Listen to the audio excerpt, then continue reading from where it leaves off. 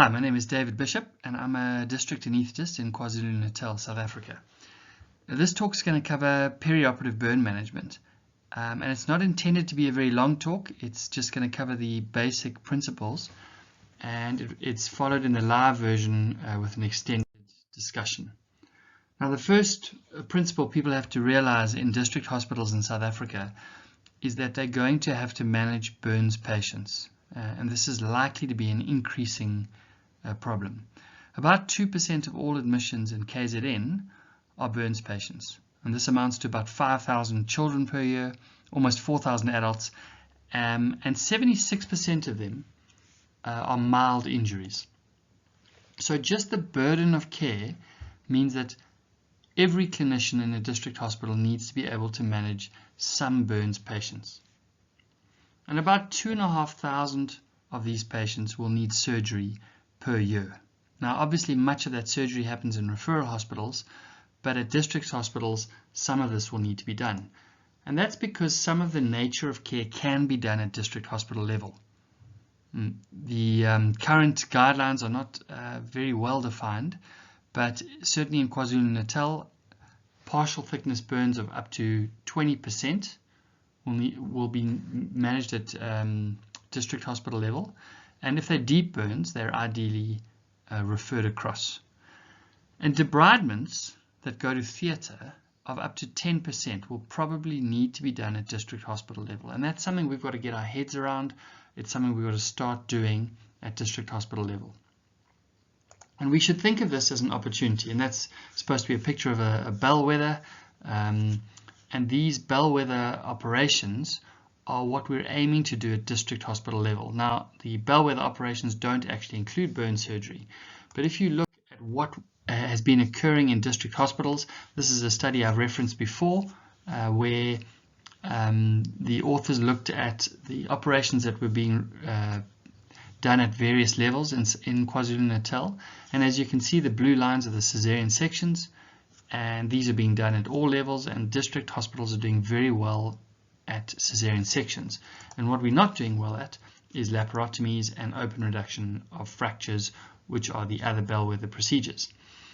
And some of the concern around this is that we've got very good at doing spinal anesthesia for cesarean section, but because we're not doing as many general anesthesias for Caesars or general anesthesia for other operations, it's a skill that's being lost. And so increasingly we're looking to focus on the fact that doctors in district hospitals need to be doing other operations that are not cesarean sections. So we need to start doing non-spinal operations that are non-cesarean sections. And the mild burn case that needs to go to surgery is a good one to do. So when you admit these patients, there are three basic things that I want you to think about when you admit these patients to district hospitals. Firstly, what are the overall goals of management of the patient that you have in front of you? Are we hoping to treat this patient at district level for the entirety of care? Are we just stabilizing and treating until a bed becomes available in a referral hospital? Or are we looking at palliation or comfort care? And those are the sorts of things you'd like to do in discussion with specialists. There's the initial management, and I'm not going to get into too much detail about the initial management. That's a whole talk on its own, and I'm going to suggest at the end of this talk that you get hold of a burn surgeon expert, but I'm just going to mention some of the basic principles that I think we sometimes get wrong. And then I just want to remind you that we need flexible strategies. And this really, I'll come to it again, but it relates to the fact that the burns patient you see on day 1 is not the patient you see on day 10 or on day 30. And so we can't have a single strategy that we apply to the whole of that admission. So one of the major things we're trying to do when we admit a burns patient is prevent conversion of burn injury from a partial thickness burn to a deep thickness burn. And one of the major ways we get things we get wrong is how we approach fluid resuscitation. Now, a simple rule is that if the burn is less than 10%, you can probably manage that burn patient without giving a whole lot of intravenous fluids. The patient can manage their own fluids by drinking oral fluids, and they can manage that with thirst. because what we tend to do in those small burns, the 5% burn, is we give them a whole lot of intravenous fluid and we convert the burn from a partial thickness to a full thickness burn. If the burn goes over 10%, that's when you must have IV access, you must put a urine catheter in, and we're aiming for 0.5 to 1 ml per kilogram per hour. And those big burns, we often under fluid resuscitate. So it's a difficult thing to get right. It's something that ideally you're doing in consultation with a burn surgeon or an anaesthetist. You can get hold of either one of us. But just think through the different recipes you have for the different size burns. And the smaller burns really don't need huge fluid resuscitations. The bigger ones do. And that fluid resuscitation is not something that you can write up and come back to in 24 hours when it's more than 10%. It requires regular evaluation of those patients, ideally every 6 hours if you can do that. The second thing is that if there had been a burn on the airway, I'm not going to get into this today, but you need to manage these early. So if you see signs of inhalational injury and potentially airway involvement, the picture that I've put up there has got nice labels on it. You're not going to have that clinically. And these airways are relatively easy to do if you get to them early. They are an absolute nightmare if you get to them late. So I'd encourage you to think about the airway before you get into trouble. And if you can refer the patient before they require any airway management, that's great. Often you'll be required to intubate these patients because 6 hours later they can be very difficult to intubate. And just a point about the dressings. We need to get better at the way we do burns dressings. They need to be cleaned properly. That often means that you're using something like heavy scrub and then dressing with something like Bactigras. Heavy scrub hurts, and that means that you have to give adequate analgesia for burns dressings. And one of the problems is that we under analgese when we do dressing changes or when we put the initial dressings on, which means we don't clean properly because it's so incredibly sore for these patients. And then I just want to remind you, as I said earlier, that the burns patient is changing with every day that they're admitted. So when they're initially admitted, their fluid status means that they often need a lot of fluids if they've got that more than 10%. The drugs that you give will have different responses depending on when the patient was admitted, how much of the drug that they've had. Their protein levels are changing, their fluid status, their metabolic rates. So you can't just apply a formula and let that go for the patient's admission. You have to reevaluate constantly. You can't use succinylcholine after 48 hours because of the extrajunctional acetylcholine receptors. That really applies to big burns, but it's a good rule. And the non-depolarizing muscle relaxants work much less well, almost the opposite effect. Patients develop tolerance to ketamine. They develop tolerance to opioids.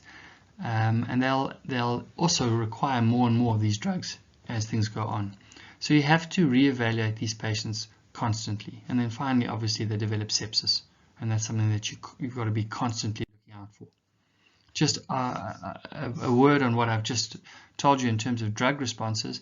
This is a graph that illustrates the effects of rocuronium depending on whether you're a burns patient or a non-burns patient.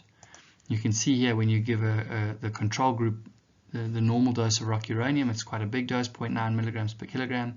The onset time is much quicker than when you give a burns patient the same drug. There's that noticeable difference between the onset. So drugs change in the way that they affect the patient based on the pathology that the patient has. Also, if you look, this is weeks post-burn, and you look at the patient's morphine and midazolam requirements, this is a patient with a very big burn, but you'll see that the highest requirements for morphine and midazolam in this patient were around week 13 to 15. So you need to constantly up your doses in the initial phases, and then once the patients are comfortable, you may even need to start decreasing your doses as you get on top of that burn injury.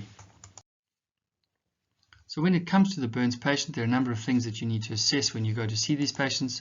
One of the first one is how are the hemodynamics. These patients are often tachycardic, and I'm going to come to how you decide on whether to take that patient to theatre or not, but have a look at the heart rate, the blood pressure, and bring in the respiratory rate as well. And every single time you see these burn patients, particularly before theatre. Think about the shock index, It's less relevant in burns than it is in something like a ruptured ectopic pregnancy or in cesarean section, but if the heart rate is higher than the systolic blood pressure, be wary of these patients. That they'll have a shock index that's over 1, and that should always alert you to a problem. Hypotensive burns patients going to theatre are very, very difficult to manage. We manage them with our specialist anaesthetists. It's not something for an occasional anaesthetist. The second thing is that you should always be thinking about sepsis.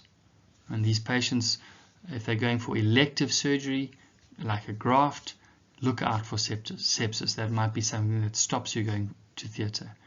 If the patient is going for a debridement, the presence of sepsis is probably going to force you to go to theatre as quickly as possible. Think about what procedure you're doing and what equipment you'll need. I've put a picture of a Humvee knife there. Just remember that the equipment that you require and the procedure that you're going to do is going to dictate what anesthetic you can do. Sometimes we think about, oh, well, the burn is on the leg, we're going to go debride it, I can put in a spinal, but then we forget that the graft site is going to have to come from above the waist, in which case your spinal is not going to work. So think through the whole procedure and how far you're planning on taking that procedure. And along those lines, will the patient need blood? And burns patients bleed a lot during a burns procedure. And there are all sorts of formulas which I'm not going to go into. I don't believe that we should be doing burn surgery which requires huge blood transfusions at the district hospital level. These are for regional hospital procedures, but it is worth thinking about if you're going in with a borderline hemoglobin. What target HB do I need, and do I need to organize blood? It's a common problem at regional hospitals. Remember also that in the big regional and tertiary centers, we go to theatre and we finish the procedure. But when you're working at district hospitals, you'll often need to stop. If that patient becomes unstable, you stop and you resuscitate. You don't complete that procedure because the resources that you require, and particularly the blood products that you require, are unlikely to be available. And then you need to make a decision about whether the patient can go to theatre. And there's a simple rule that I apply. If it's for a debridement, the sicker the patient looks, the more I want to go to theatre. And that's the assumption that I'm making, is that it's the dead tissue, the burns injury that needs debridement, that is making the patient sick. And I think about these patients like I would a gangrenous leg or a necrotizing fasciitis. I want to go to theatre. There are exceptions to that rule. If the patient's got a pneumonia and the burn looks clean, you might want to make different rules. But septic patients, the default decision is to go to theatre. It might mean you must refer the patient, it might mean you have to go there. That's another discussion, but they need theatre. To put an elective graft on the patient, if that patient looks sick, I might delay that patient. But when the patient looks sick, you must obviously have a reason for that. So if a patient had a pneumonia and needed a small skin graft, I would delay that patient. So you just need to find the cause. Sometimes obviously it can mean that the graft, the area you're planning on grafting is actually septic, and it's something that you should consider.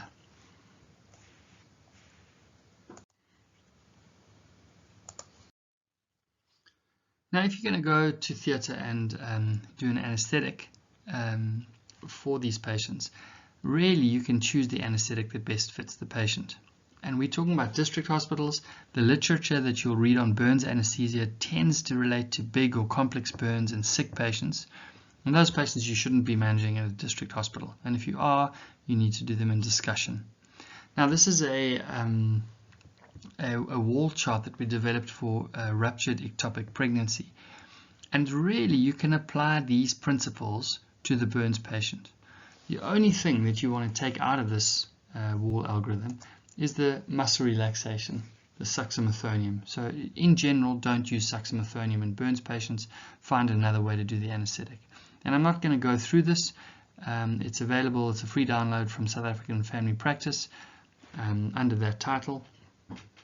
But if you have something like this on the wall, you can choose your method of induction, your method of maintenance, and your method of emergence, and the principles apply.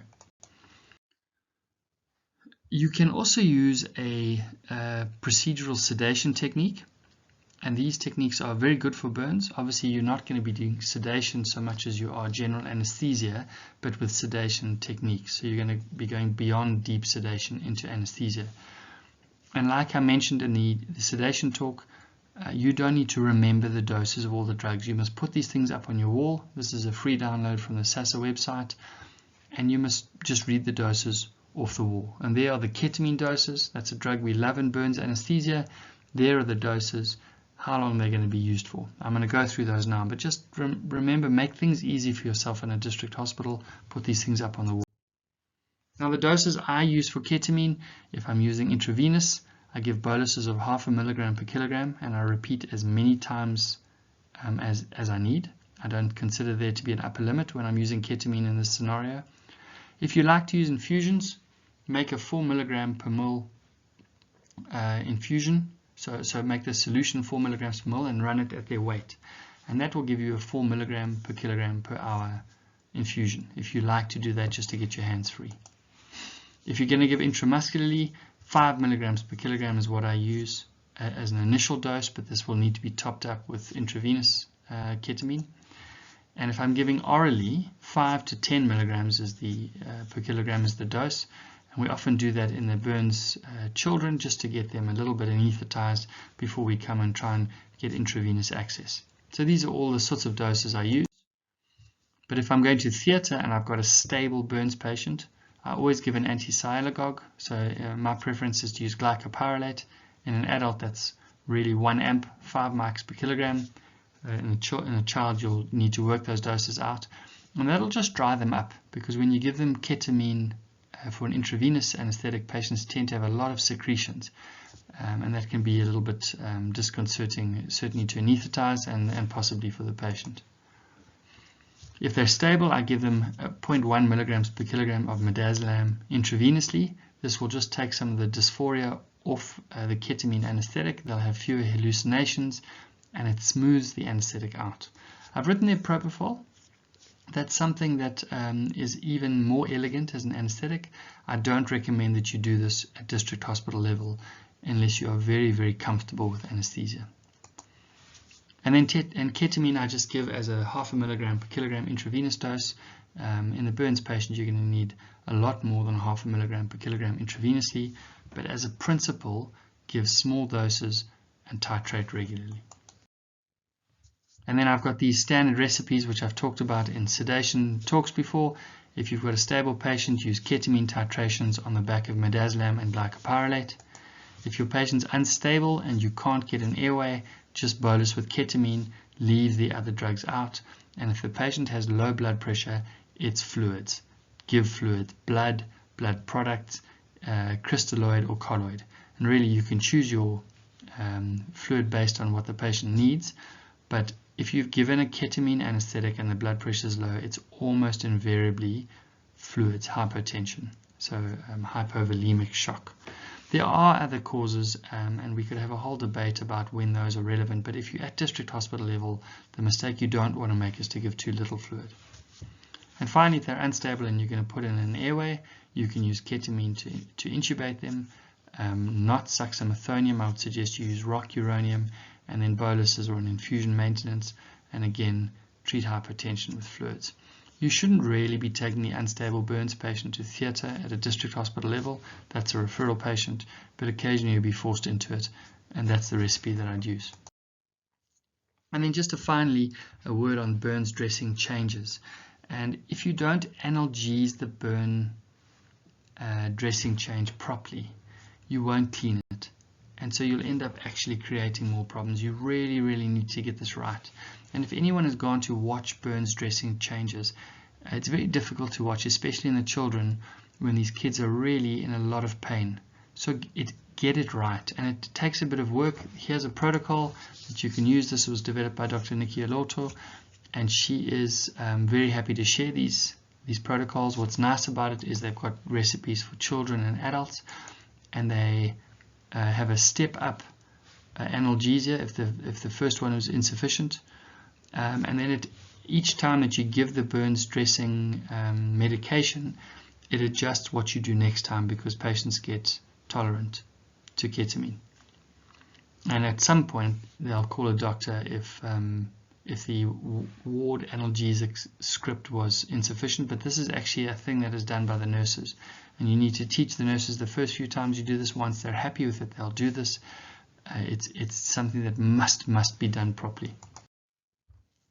So in general, the things that we've noticed when people are doing these dressings, the dressings are usually done in the ward, but when you need to get to that stage when you brought a doctor in and you're now giving intravenous ketamine, you need to just put a monitor on the patients.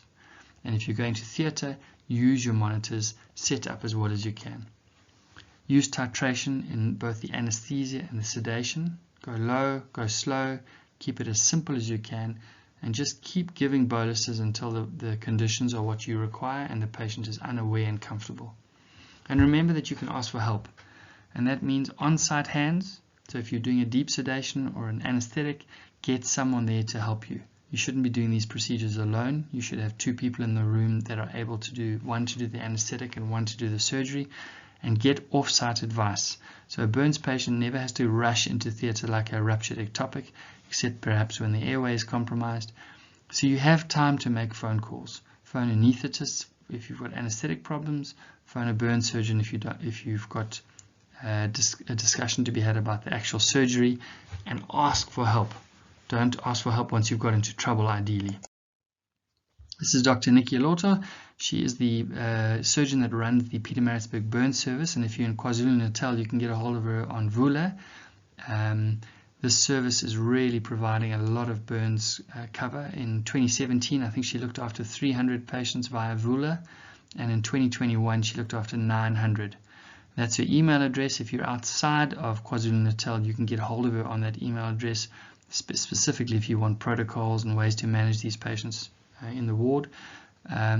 She is, as far as I'm concerned, the top of the food chain in burns clinical care in South Africa. And then if you need anesthetic advice, you can either phone me or email me, and I'm very happy to give my thoughts on how you should approach various things in the district hospital specifically related to burns. I may not answer my phone, but I will definitely answer my email. So send me your queries, and I'm very happy to get involved. Thanks very much.